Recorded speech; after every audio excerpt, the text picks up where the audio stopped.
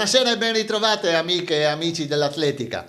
Il nuovo anno crossistico pieno di speranze ma anche di incognite parte da Casarsa della Delizia e lo fa con il 26esimo trofeo Città di Casarsa Memorial Manuel Bertolin, prima prova dei campionati di società assoluti abbinati ai regionali e provinciali Libertas per le categorie giovanili.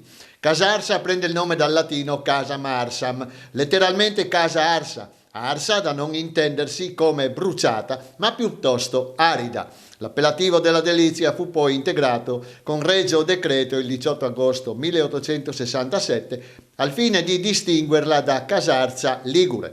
Importante centro agricolo, in modo particolare nel settore vinicolo, Casarsa ha raccolto tutta l'atletica pratistica del Friuli Venezia Giulia che si è ritrovata al centro sportivo cittadino per questa importante vernice. Cominciamo dalla fine perché le due mans assolute, femminile e maschile, ci chiariscono la forza degli schieramenti, ci indicano i favoriti ai titoli regionali, individuali e di squadra.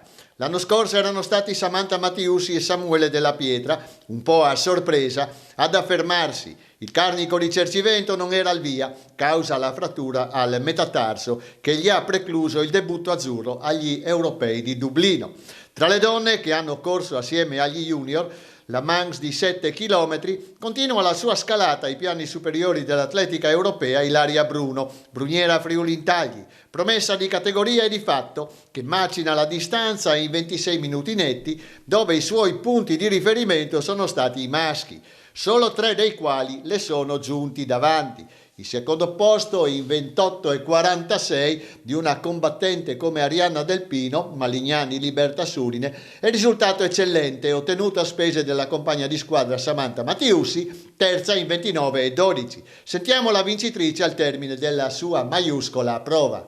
Questa era la prima gara dell'anno, è andata abbastanza bene, era la prima volta che mi misuravo su 7 km perché gli anni scorsi erano 6, però comunque ho la distanza abbastanza simile. Una gara regionale, quindi in preparazione dei prossimi impegni, in particolare la 5 Mulini fra 2 settimane a San Vittorio Olona, e poi l'impegno più importante dell'inverno saranno i campionati italiani a marzo che si terranno qui a Trieste. Però sarò presente anche la prima settimana di febbraio a Moruzzo per la seconda prova dei CDS, sperando che la società riesca a confermarsi come l'anno scorso.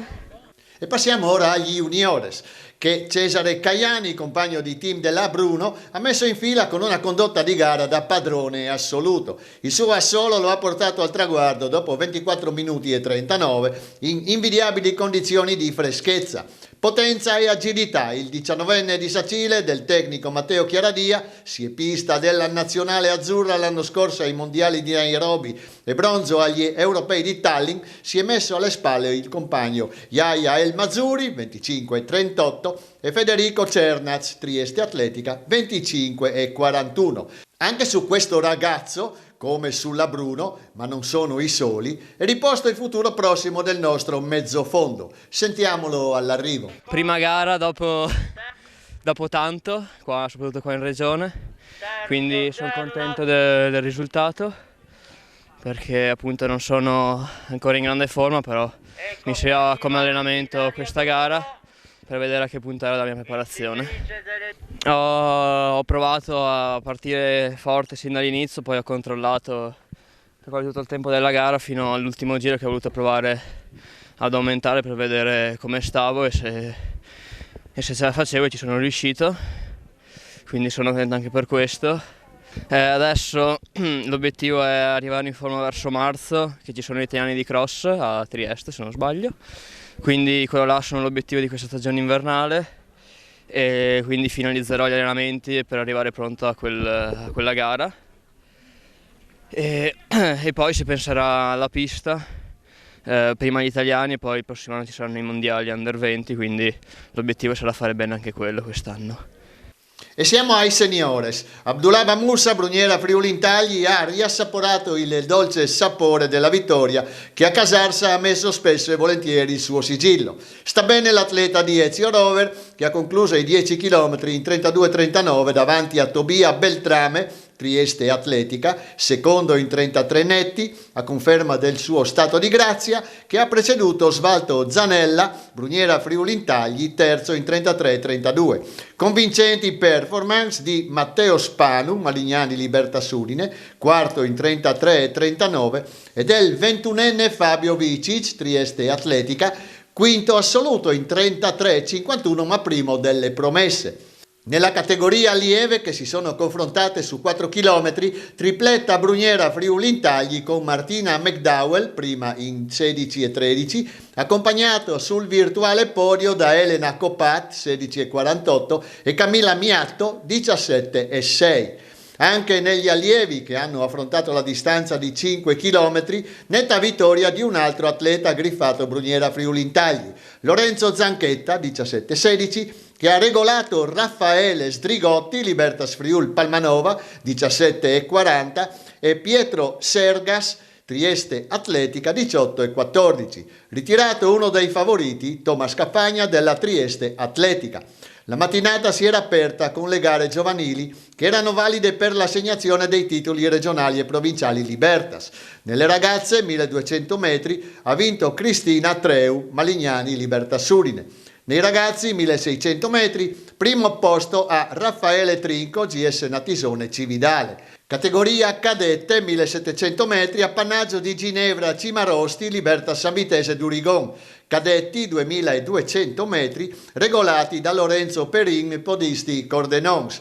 Le ultime corse giovanili hanno riguardato esordienti A e B, con le vittorie di Viola Tassin, Libertas Friul Palmanova, e Gerard Pintar, Libertas Grionser e Manzacco nella esordienti A, e di Lisa Scodeller e Giovanni Benvenuto, Libertas San Vitese d'Urigon, nella esordienti B. L'organizzazione precisa della Libertas Casarsa, guidata da una vita da Adolfo Molinari, ha regalato, e non soltanto climaticamente, un po' di calore sociale così prezioso oggi, che è giornalmente messo in discussione. Le rigide e stringenti norme anti-Covid sono state rispettate alla lettera, con uno spiegamento di addetti e volontari a controllare gli ingressi dell'impianto sportivo. Il pubblico era separato da atleti e tecnici accompagnatori, dove veniva rilevata la temperatura corporea, controllati i Green Pass e fatta compilare l'autocertificazione. La soddisfazione al termine dell'impegno organizzativo era evidente nei commenti del presidente della Libertas Casarsa e del sindaco Lavinia Chiarotto. Ascoltiamoli. Abbiamo lavorato moltissimo in questo periodo di pandemia pur di far riuscire questa manifestazione, non solo per il campionato assoluto, ma soprattutto per i giovanissimi degli enti di promozione, che oggi abbiamo svolto il campionato, perché da anni non gareggiano nelle corse campestri. Siamo riusciti a dividere il pubblico, ci siamo inventati tantissime cose pur di far riuscire la manifestazione rispettando le normative. Un invito ad avere coraggio per affrontare il futuro. I numeri ci hanno dato ragione di questo lavoro, perché abbiamo avuto oltre 200 ragazzi giovanissimi e circa 120 ragazzi assoluti, dagli allievi agli assoluti, che concorrono per la prima prova del campionato regionale. Quindi grossa soddisfazione per questa manifestazione. Devo ringraziare tutti quelli che hanno collaborato, e soprattutto gli enti di promozione Libertas regionale e provinciali, nelle persone di Ivo Neri per la provincia e di Lorenzo Cella per quello regionale, che hanno contribuito con ulteriori incentivi per tutti i giovani della nostra regione. Buongiorno a tutti, una bella giornata di sole che corona un bel evento sportivo, anche quest'anno organizzato nel migliore dei modi dalla nostra Libertas Casarsa, un successo di numeri, tantissimi gli iscritti, soprattutto nel settore giovanile, quindi è bellissimo vedere questi bambini, anche non soltanto i ragazzi, che si avvicinano all'atletica. Qua hanno fatto la loro prima corsa, hanno affrontato la fatica, sono arrivati al traguardo con grande soddisfazione, quindi una bella festa dello sport, dello stare assieme, ovviamente con tutte le precauzioni, le sicurezze, siamo all'aperto con le mascherine, speriamo possa essere un buon segnale proprio in apertura d'anno per ripartire al meglio per tutto il nostro sistema sportivo e anche per il nostro sistema regionale, e per avere di nuovo grandi soddisfazioni, sempre all'insegna del muoversi, dello stare bene insieme e del far crescere i nostri ragazzi nel migliore dei modi con i valori dello sport. Positiva uscita dei nostri ragazzi al meeting indoor di Padova. Vediamo com'è andata. Ce ne parla Greta Iuri.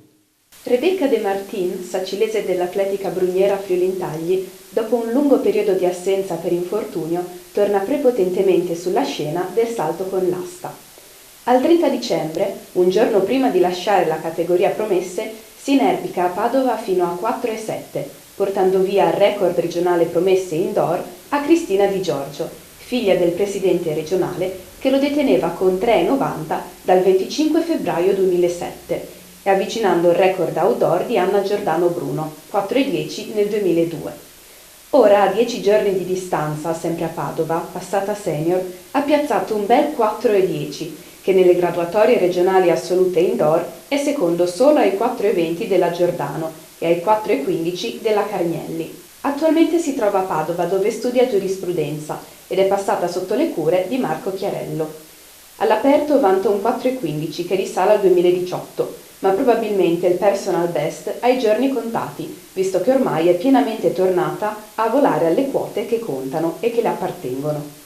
Altro ottimo risultato, l'8,05 sui 60 ostacoli junior di Simone Coren, del Malignani Libertas, che scala le liste all-time di categoria e va ad insediarsi al terzo posto alle spalle del 7,95 di Cernigoj e dell'8,04 di Juric.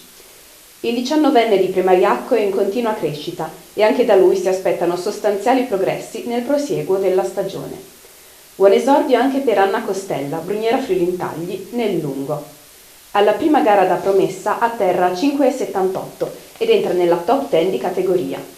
Alle sue spalle bene l'allieva Sara Vancini dell'Atletica Aviano, con un personale a 5,48. Era questa l'ultima notizia della puntata di questa settimana. Grazie per il fedele e cortese ascolto. Arrivederci a lunedì prossimo.